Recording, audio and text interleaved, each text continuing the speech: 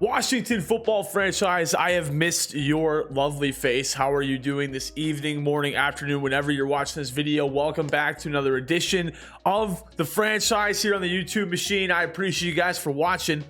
As you can see on the screen, there are a lot of things happening, but first and foremost, we have 3 games left of the regular season.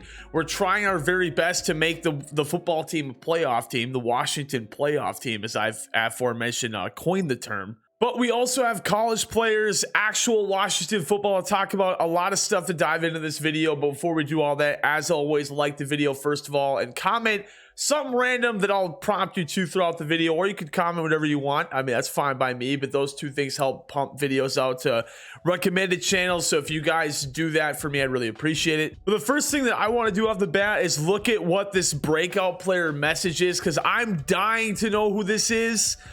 In my mind, Antonio Gibson? No, he already has star development. Let me guess. Can I guess?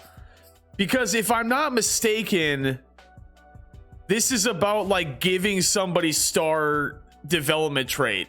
So I think it's going to be somebody who's a bronze. So or it could be bringing someone a superstar like Landon Collins and Chase Young have. I mean, what would be the most beneficial for us? I feel like the most beneficial for us would be like our center Chase, or Antonio Gibson would be cool too. How do you feel about Antonio Gibson's last game, ladies and gentlemen? A franchise back? Absolutely. I love this dude. Let's see what he can do against Dallas. I will feed him. Get Antonio Gibson 3 rushing, or get Antonio Gibson 3 touchdowns or 150 yards rushing and receiving. 150 yards rushing and receiving pending an injury should be very doable. So Antonio Gibson has been like the forefront of our team the last couple games, and also at the forefront is us trying to make the playoffs. If you saw No Man's Sky, that's cool. If you saw in the last video, we are tied for this last playoff spot with Green Bay. We're a game back of San Francisco, so we have to go at least 2-1 these last 3 games, and I think we can beat the Eagles and the Giants. So this is the #1 game right here. We beat Dallas, and we've not only swept the season series against Dallas 2-0, but in my opinion, we win our last toughest game of the season and can hopefully pave our way into being a playoff team. Now, we are, as of right now, 4 games back of the Cowboys, so they're gonna clinch the NFC East. So we're looking for a wild card is pretty much where we're at. Now, next thing I think we should do is go into spending some franchise points. I want to do a little bit more of actual franchise stuff with you guys. I've been doing a lot of this off stream, and I feel like I'm missing a little bit because it's been all gameplay, and the strategy is a big part of this too. So let's go through talent trees and some game day goals, and we've flown through our head coaching progressions here, and all players in your team counting as a scheme fit during training would help a lot for training purposes. That would be fantastic. I'm wondering if there's other things that I feel a little bit more invested in. Offensive coordinator side, boosting impact blocking for tight ends could be interesting. What does it ultimately lead to? A lot of offensive line, or just like a lot of blocking for guys that it really doesn't matter a whole lot, in my opinion. I would rather boost defense like crazy, so I'm gonna actually boost block shedding up 2 here. And then this one would be boosting pursuit. I'm a Vikings fan, and I know the Vikings aren't very good. At least their game against the Bengals wasn't, but I'm a big believer in defense, that defense wins championships. So buffing our defensive line with pursuit angles, with block shedding ability, I think will help us out a lot.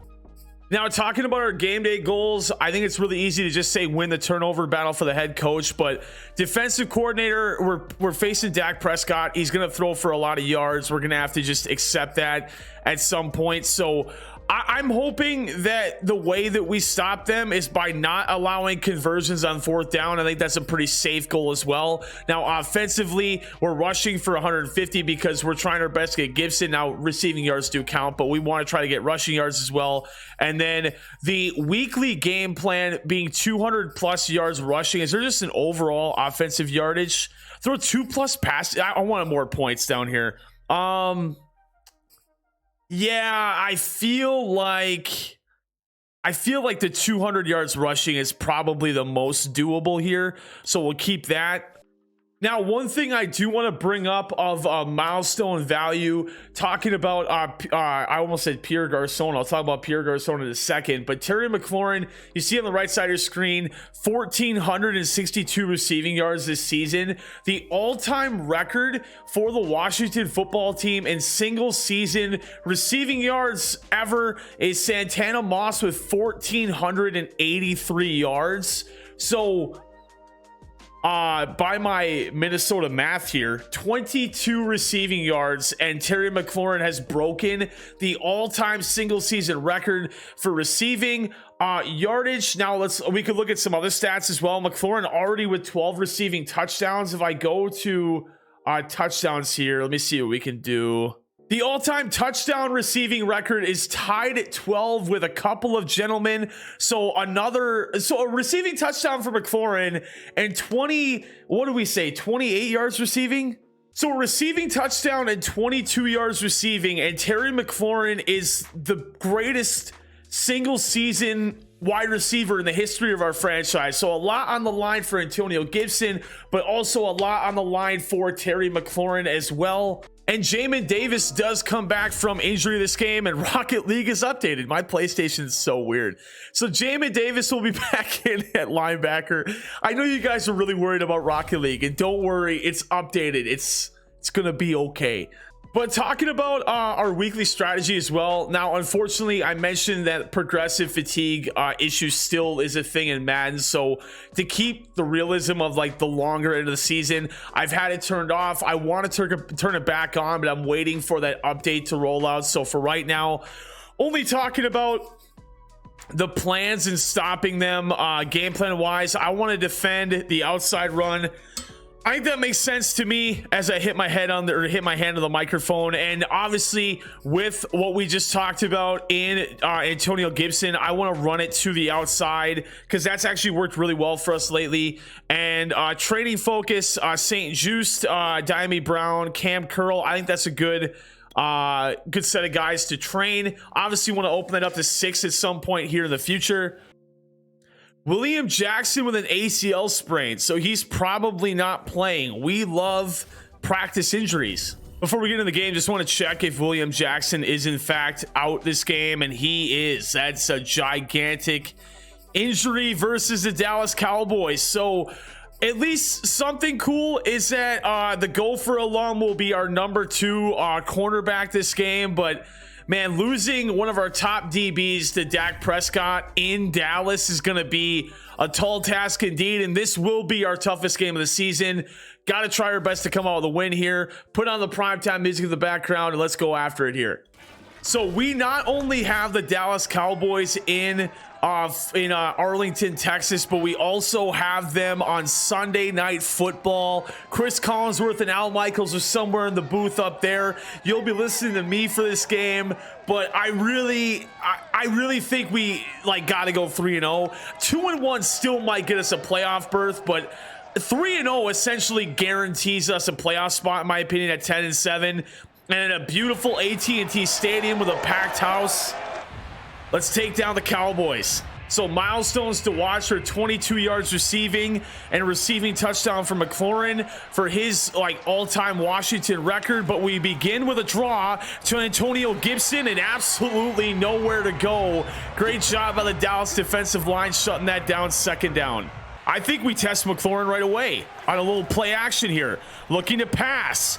Going to McLaurin. Deep downfield. That ball's going to be caught. And Terry McLaurin is now the most prolific receiver in the history of Washington football in a single season. A 53-yard pass downfield by Ryan Fitzpatrick in one-on-one coverage. And guess who went up and got it? Number 17, Terry McLaurin. First and 10, handoff. Gibson cuts it up the middle. He'll kind of drag a tackle upfield. It looked like it was going to be stopped at the defensive or the line of scrimmage initially. Good carry by Gibson, 2nd and 2. Audibly to a run to try and get this first down here, looking to run, and not a great route taken by Gibson. Thought he could go for more on the outside, actually loses a yard And now on 3rd and 3, a great pass to McLaurin. Gibson is located in the slot though. Fitzpatrick on 3rd and 3. Quick dump to Logan Thomas. He's running near the sideline. Will be wrapped up for a gain of 14. A great pass by Ryan Fitzpatrick. And now looking for our first touchdown of the game. A blitz coming on the right. We're going right after it on the pitch. Cut upfield. Gibson will lower his shoulder, and another loss of yardage there. And I don't know if you saw, but that toss play has not done very well for us this year. Audibly to a run, running at the weaker side of the Dallas defense on 2nd and goal. Gibson handoff, room to run, but Van Der Esch comes out of his block and does a great job to seal the edge. And now 3rd and goal on the 1-yard line, looking for a play fake that we haven't run all year. The fake to Bates, the pitch to Gibson, and he'll be wrapped up as McLaurin's not there on the block. So 6 carries for 5 yards for Gibson. A great job by the Dallas Cowboys, and an eventful first drive for Washington will unfortunately end in 3 points. So obviously on a 53-yard pass to McLaurin, you're looking for what is happening here with Pollard? You're looking for way more than 3 points, way more. You're looking for a touchdown after a play like that. Unfortunately, do not get that though. And now on 1st and 10, here come the Dallas Cowboys with Dak Prescott in the shotgun set, looking to throw quickly on 1st down. He'll go to the outside, little check down to Zeke for 3, and we got 2nd down. Looking to dial up some more blitzes early. And on 2nd and 7, Prescott in the shotgun once again, looking to throw, and he's going to go short underneath to CeeDee Lamb. A great job of composure with Dak Prescott, and a blitz coming in, and he'll find the first down of the game for the Cowboys. And now a heavy single back set here on 1st and 10. Dak under center, Zeke to tailback. Going to be a handoff to the outside, cuts it back upfield. A big hit stick by Cam Curl, but a big gain for Ezekiel Elliott. Dak pitch to the outside. Davis coming in to wrap up Zeke along with Holcomb. Good job by our linebacking core, wrapping up Elliott. 20 rushing touchdowns of the season. That is so many rushing touchdowns at this point of the year. Wow. Sending that same blitz we sent a couple plays ago, trying to get Dak Prescott to throw some errant balls here. And on 3rd and 7, on play action, it's Chase Young coming in on the sack. Not great commentary by me pre-play. A good play by Chase Young, though. His 8th sack of the season on 3rd and long will force a punt. What? They're going for a field. I mean, it is Greg the Leg. If anybody can kick this ball from this far away, it's Greg Zuerlein, and his kick is up, and it is right down the middle. A 61-yard field goal by Greg Zuerlein, and the game is tied at 3. And the one guy who's had separation so far is Terry McLaurin, looking for him on 3rd and long. McLaurin with room to run, and he'll cut this one upfield, break off a tackle, and Terry McLaurin with another reception, furthering his stride and being the all-time single-season receiving leader for Washington already. 82 yards in just the first quarter, 1st and 10. Gibson will find about 4, and we'll have 2nd and the intermediate. So on 3rd and 4, I love the route. Brown's route is one of my favorite here, but if they're in zone, it will not be open. We're looking for a man defense here on 3rd and 4, looking to pass. Going to have Gibson in the flat. He'll cut this one out of bounds, and a good job of reading the zone by Ryan Fitzpatrick, hitting the flat on the right side, covered by the linebacker Van Der Esch for a 1st down. And I don't think, like, the run hasn't worked so far, and we're trying to get Gibson yardage in general. So looking for a screen pass here on 1st and 10. Gibson with some room, cuts it upfield, and he'll get about 9. But man, this Dallas defense all over us on seemingly every play, and a very eventful first quarter will end tied at 3 on primetime Sunday Night Football here in Dallas. And I love this call on 2nd and 1, going for play action here. Definitely a down where you would expect to see a run. And on that 2nd and 1, the play action, Seals Jones near the sideline, goes up for the play off of his hands. A great ball by Fitzpatrick. Good coverage though by Dallas. And now a big 3rd and 1. Gibson not been very successful on dives so far this game. He only needs 1 here and he'll just barely get 2. So now 2nd and 10 on a bad ball by Fitzpatrick. Cutting it upfield, Gibson now with a holding call potentially. Good job by Gibson of reading the hole, and this one's unfortunately coming back.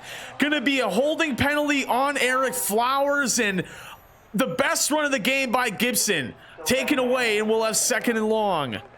And 3rd and 13 is difficult because, you know, we can't take a sack because we'll be borderline out of field goal range. So changing a couple routes. If they're not covering the linebacker or the tight end and Thomas, I'll look for him for sure.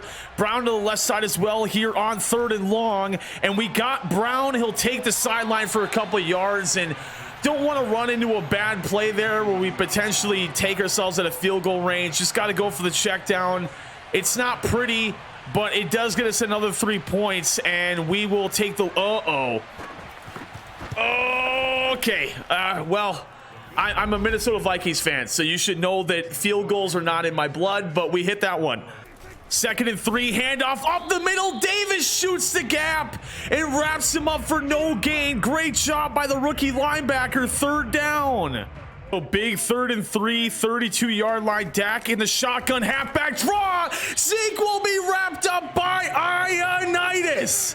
What a tackle on 3rd down, and now forcing a punt is the Washington defense. And I've harped a lot on this defense throughout the year.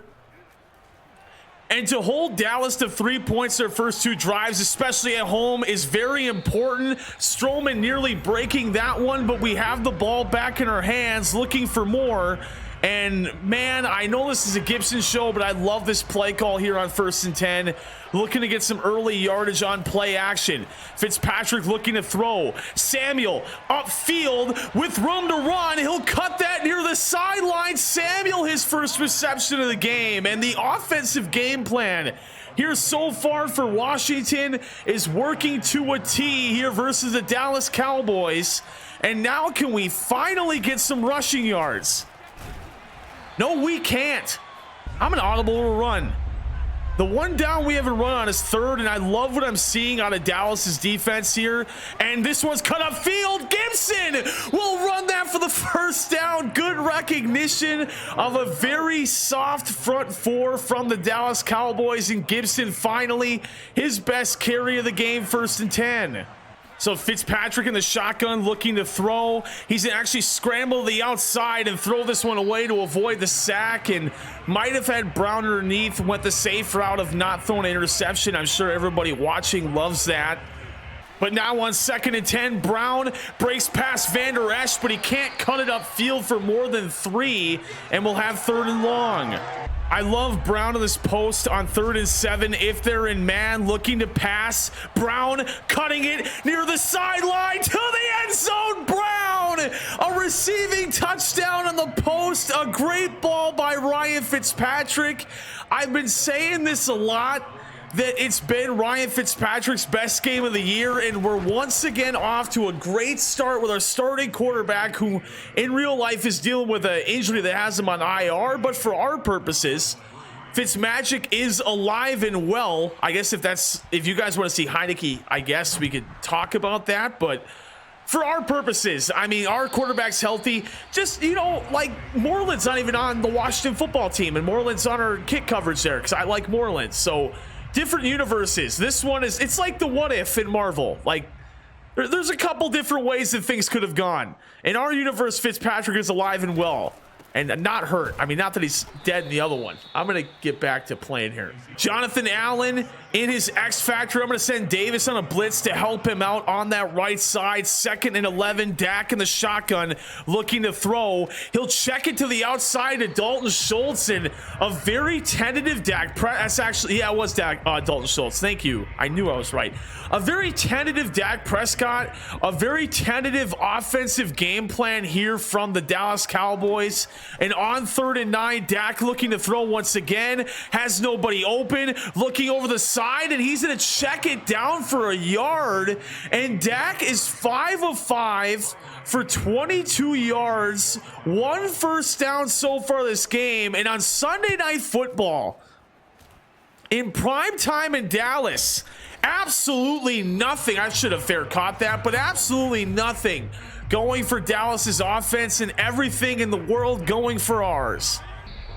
So 2-minute warning here in Dallas, and this is again where we can't get comfortable. We got to try our best to get points here, because there's been a lot of times in these games where we've been in this situation where we can ice the game away and I make a really dumb mistake, and I don't want to do that here on 2nd and 9. Screen pass Gibson. Going to let the blocking set up, and it just doesn't get picked up at all. Actually loses a yard, and we'll have 3rd and 8. Just like, where is that blocking? You know what I mean? Like, it's just so bizarre. And for the sake of Gibson, I'm going to run him on a wheel here and see if he's maybe in man coverage. 3rd and 8 looking to throw. And I got Gibson downfield with room to run. It's Gibson. He'll take that out of bounds. Excuse me. Down to the 26-yard line. Recognition of man defense out of the Dallas Cowboys. A wheel route run by Gibson. Cutting this upfield. Not a great throw by Ryan Fitzpatrick. Thought I had my feet set there. I did not. So Gibson has to come back to the ball. Thankfully makes the play. And a booth review. I'm a little bit worried now. I think he makes that catch. I'm pretty sure. I mean, it looks like he makes that catch. And the call on the field is upheld, so good. I mean, good luck to the refs. I mean, you always want to check stuff. It's too bad that, you know, they checked 2 challenges on the Vikings and none of them went, not only none of them went our way, but none of them actually went the way that it was supposed to go. I mean, it was literally like the worst calls ever against Minnesota. But 1st and 10, I am not mad at all, am I? Looking to pass to Gibson, a little float over, picks up about 6 yards. You see that flick by Ryan Fitzpatrick? What was that? So looking to chew clock here. I mean, I'm not conceding the half, but I want to take away time, so you still have 3 timeouts. Halfback draw, and Gibson with 1 man to beat will roll forward for a yard, and we'll call a couple of yards, and we'll call timeout on 3rd and a yard. So on 3rd and 1, Fitzpatrick looking to hand it off to Gibson. He'll break off a tackle down to the 12-yard line. Good run, gets a first down for Washington. I mean, I say that nobody's open, but I guarantee a YouTube comment will say that there were 3 people open there. But 2nd and 10, looking for Gibson on yet another screen, trying to be smart here as well. Cuts it upfield, spin move at the 5, and he'll be wrapped up at the 7. And we gotta really be careful here with no timeouts left.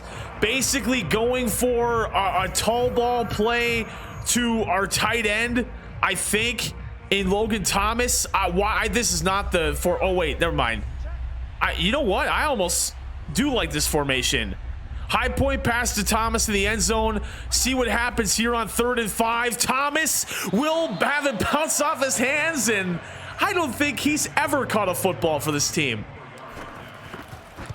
And now, you know, just going back to where this game is at, a half that we've completely dominated. We're only up by 13 points. It's a 2-touchdown game in Dallas, and the Cowboys get the ball to start the second half. This is long away from being over.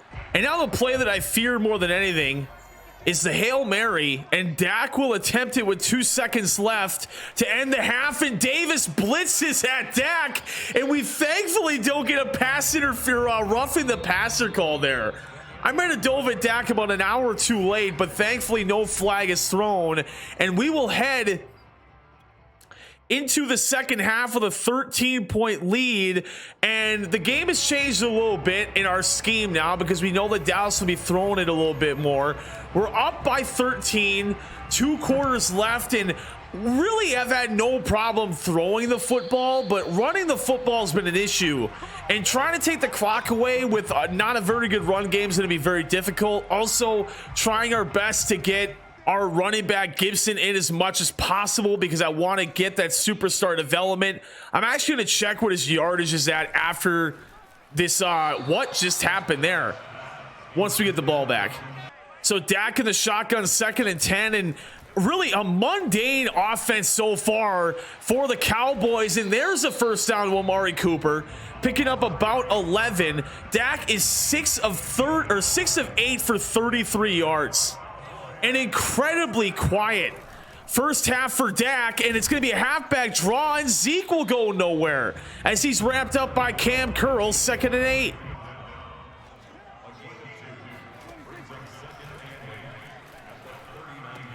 Oh, wow. That was right at Jamin Davis. How was that not a user interception? Taking you out of the suspense of the game. I'm upset. I was right there. Anyway, ball on the 37, 1st and 10 for the Dallas Cowboys. Dak under center, looking to hand it off. Good cutback by Zeke, and a good run for 7. And we'll have 2nd and short. No. What? Is he made of butter? Ezekiel Elliott breaking off a Miles Sanders-esque run, and now Dallas is within 6 points here at home. Strowman will be able to take this one back, and my question of will I return a kick for a touchdown is quickly answered. No. 1st and 10, looking to hand it off to Gibson. Blocking set up. Gibson gets the edge of the sideline. He'll pick up nearly 20 yards on that run. A good job by Gibson getting out of a tough hole there. And he should be up near 40 yards rushing. I know he's had a good day receiving as well. And on 1st and 10, a halfback draw. And thought that there was a hole there. 56 yards rushing for Gibson. Let's check what his stats are here. We needed 150 combined rushing and receiving. So this is not, did I depth chart? Oh, I'm a more, nope, stats. I'm like not good at this apparently. So player stats, Gibson 56 yards rushing, receiving Gibson has 73. So 129 yards combined. So only 21 yards away from fulfilling the prophecy and getting hopefully superstar development on Gibson. I think it should be superstar. So on 2nd and 9, looking to pass to Gibson once again via the screen pass. And this one cut back upfield will not get a lot. It'll only get 3 yards actually. And on 3rd and 6, Dallas only 6 points away from coming back in this game. A touchdown from taking the lead. Need a big pass from Fitzpatrick here on 3rd down. Thomas with a good break and a good pass by Ryan Fitzpatrick. Look at that job of Logan Thomas accelerating into that pass. Another great ball by Fitz. I mean, I have just absolutely loved what we have seen from the bearded wonder himself under center for Washington. And on the 39-yard line, looking to run is Gibson. He'll lower his shoulder and pick up a hard-fought 8, and we'll have 2nd and short. Gibson not known as a power back in any stretch, but 2 yards with our offensive line should be doable. And Gibson will get the yardage. Another big hit, though, and I mean, Gibson's taken a lot of licks this game. This will definitely be in my mind, a JD McKissick game next week, and just give Gibson a little bit of a rest because this guy has worked so hard this game to get his superstar development. And on 1st down, Gibson looking for a hole, won't find it, and we got to give him a spell.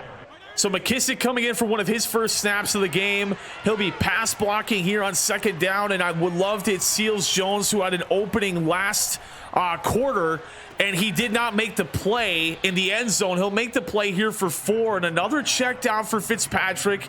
We're in field goal range where it would make it a 2-possession game again, but like we mentioned, always looking to try and get that touchdown. It's eluded us for a majority of this game, and if it's man coverage here, Gibson might have a path to the end zone here on 3rd and 4. I love what I'm seeing over the middle. Possession catch down to the 10-yard line. A 12-yard reception for Gibson out of the end of the shotgun formation. A great job by him route running there. I'm tripping over my words like the Dallas defense is tripping over our offense. And on 1st and 10, it'll be a handoff to Gibson, who will get a couple. And Eric Flowers is now hurt, who had a holding call earlier this game. And I like getting crazy. on 2nd and 8. Looking for a little flip to McLaurin here, it looks like. I thought it was for Brown, but McLaurin will be the end-around man. No, it will be Gibson, and he'll run this one into the end zone. I didn't even know who's getting the ball. Little trickeration here in Dallas, and Antonio Gibson in for his 6th rushing touchdown of the season. A huge play for our offense as we could potentially balloon it into a 14-point game via the 2-point conversion. Brown near the sideline will get that edge, and we got 2, and we got 14-point lead here in Dallas. And Eric Flowers being hurt, I want to play it safe. Not that I'm assuming we're beating Dallas, but I'll bring in Charles for Flowers and give him the rest of the game off and let him kind of ice that there, because we really haven't had that much issue moving the ball. I'll tell you who's been awful at moving the football: the Dallas Cowboys. 121 yards of total offense and just not good. Zeke is good though. He'll get wrapped up for a couple, and I mean, you want to do that and take time off the clock, fine by me. So 2nd and 6, Dak in the shotgun, another halfback draw. And Zeke, oh, that's why Zeke's in, because of his touchdown run he just had. I'm sitting here wondering why Zeke's in his X factor, and I forgot it's because he's the best running back of all time. Dak under center, gonna be a handoff again to Zeke, and he'll bounce off another one. Zeke called the bowling ball out here. Got 3 straight runs here for Dallas. Got to imagine this is a pass play, and with that in mind, sending Mayo on a blitz here on 2nd and 7, and it's gonna be another run to Zeke. Very curious play calling throughout the entire game for the Cowboys and Mike McCarthy's led offense. Dak in the shotgun looking to throw here on 3rd down, and he's not going to have anybody open. Davis pursuing, coming back to the ball's Amari Cooper, and it's going to be a foot race, and he'll be down to the 1-yard line. A broken play, and Dak finds an opening in a gigantic way, and just when it feels like again that we have Dallas on the ropes, they have the ball 1 yard away from making it a 7-point game, and it's gonna be a 7-point game. Amari Cooper, who just caught the ball in the broken pass, will get the 1 yard receiving touchdown, and again, just when it feels like the Cowboys are out of this game, this extra point will make it a 7-point lead for Washington here in the 3rd. I'm looking for a dagger here. Just to end the hopes of the Dallas Cowboys on 1st and 10, looking to throw. Samuel, beautiful break on his route. Sideline, get out of my way. This is Washington's game. Samuel already in field goal range. We're going for the throat. Sweep the leg as we head to the 4th quarter here in Dallas. And can't get too cute here. Got to make sure, again, we stay in field goal range. On 3rd and 10, Fitzpatrick looking to throw. Samuel might have a play. He'll hold on to the ball in incredibly tight coverage by Lewis. And we are inside the red zone, and let's start icing that clock away. There it is. I was like, what's happening? Let's start icing that clock away and take some time away from Dallas. A field goal puts us in a 2-possession lead. And on 1st and 10, Gibson up the middle. Nothing doing again. I'm going to sub in McKissick here. Actually going to flip this one to run at the defensive backs here on 2nd and 9. A stretch by McKissick. Cuts it upfield, and he'll get a good chunk of 8 yards there. Good run by the backup tailback here for Washington, picking up 8. And not likely the game, there's still a lot of time left here, but I think we're going to call the number of Bates, who had a good game last week running the football. Not what you thought I'd be saying from Mr. John Bates here, but on 3rd and 2, a handoff. Bates will not get the 1st down. I complimented him a little bit too early. And it's odd. A really good game offensively for Washington will likely end with, okay, I gotta, please don't do this to me.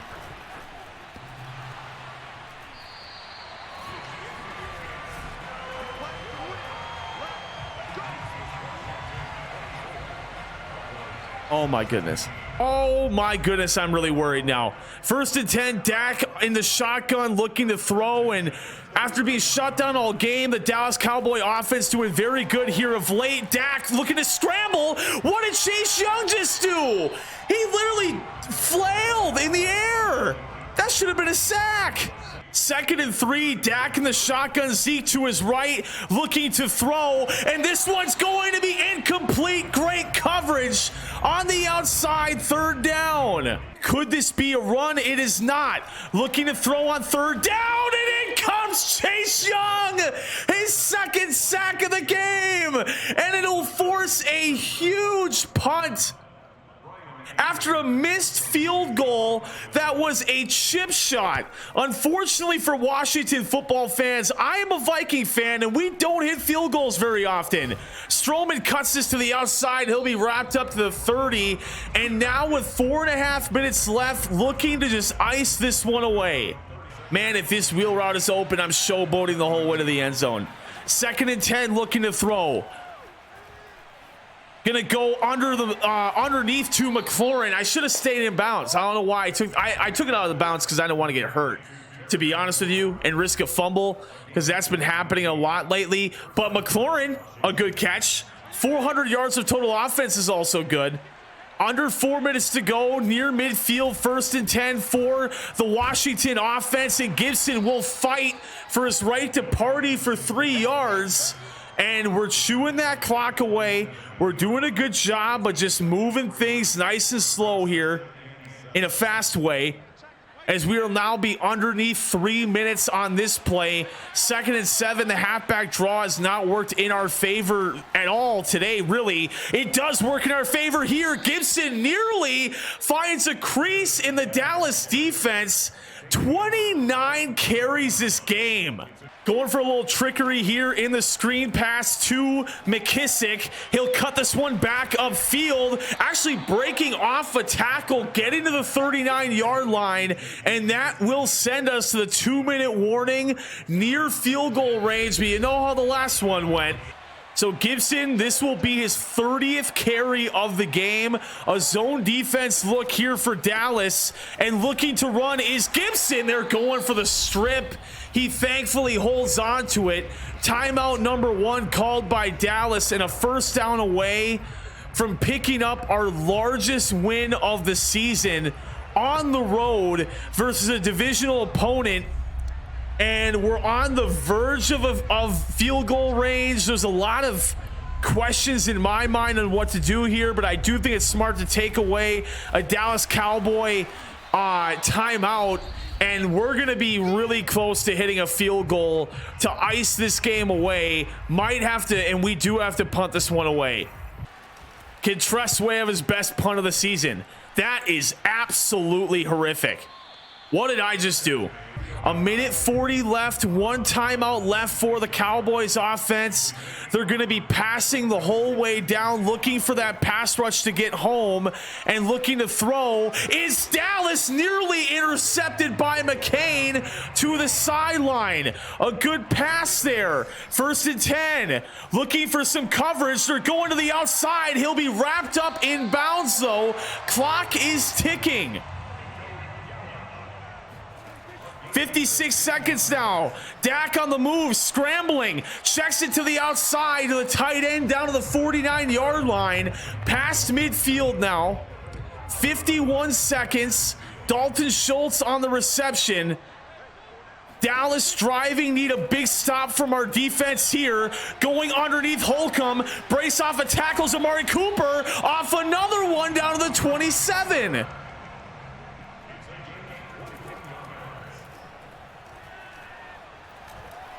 Cooper underneath, 1 man to beat. He's in the end zone and we are tied pending the extra point. A colossal failure by the Washington defense to adjust to Dallas, and 3 timeouts left though. Gonna need some brilliance by our offense to not force overtime here. Still 3 timeouts, plenty of time. Looking for some underneath, and he's gonna be sacked. And I almost think we should just run this one out. And that might be what we do here, because I mean, we're at the 12-yard line and that's a really scary place to be. Gibson will break off of one tackle and we might as well try it. I think we might as well. There's no harm in doing that. Keeping Gibson in the pass block, 3rd and 18, looking to throw is Fitzpatrick. Going downfield, McLaurin. He's going to have a lane down to the 33-yard line. Timeout. Oh, what a ball by Fitzpatrick. And we're going to have the kicker being iced for a 50-yard field goal for a chance to win it. Hopkins from 33, the kick is up, and the Washington football team have walked off the Dallas Cowboys. I have no idea why they did not use their timeout, but a thriller here in Dallas will end with a field goal by Hopkins, redeeming himself from earlier. And a big hit on CeeDee Lamb, and just a roller coaster of a football game ends in a 3-point victory, and the Washington football team's playoff hopes stay alive. So closing up the video, want to look at our playoff position here for Washington. Want to look at our development as well. I want to see what the note is. I will look at upgrades here in a bit, but I want to look at specifically the message of our breakout player here. And Antonio Gibson, I didn't know he had that type of talent. Yes, you did. Wanted him to carry the offense this week, and he definitely delivered. Guy's an absolute stud. Yes, he is.